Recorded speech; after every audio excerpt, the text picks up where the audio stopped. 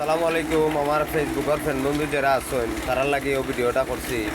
আমাদের আজকে দেখলাম সকালে ইন্ডিয়ার মাঝে আমাদের যে মুসলমান ভাই অথবা বোনেরা তারার উপরে খুব একটা অত্যাচার শুরু হয়েছে, জুলুম অত্যাচার শুরু হয়েছে। আপনারা লাইক কমেন্ট শেয়ার করুক, বেশি বেশি করি মানুষরে। আর আমরা যে বাংলাদেশও সবজির দাম বাড়িয়ে গেছে, প্রতি কেজিতে 100 টাকা কেজি সবজি, বুঝছেন নি? আর আমরা যে গরিবগুলা চলতাম কিলারে উপায়ে, আমরা যে নিম্ন আয়ের যে ফ্যামিলিগুলো আছে তারা চলবো কিলা?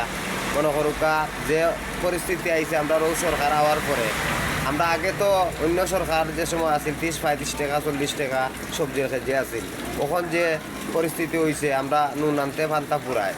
আমরা গরিব যারা আছি এরা আমরা চলতাম গিলা ইটা রুজে 400-500 টাকা রুজে আমরা ফ্যামিলি চালাইতে পারাম না, বড় কষ্ট করে চলতাম।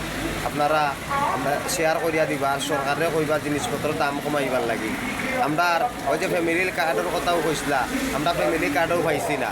আপনারা কাছে ওগু বিনোদন করলাম, আপনারা ফ্যামিলি কার্ড দিবার লাগি একটু সরকার থেকে একটু সহযোগিতা পাইতাম আমরা। ধন্যবাদ, ভালো থাকবা সবাই। ভাই বলতে রইলে মাফ করে দিবা।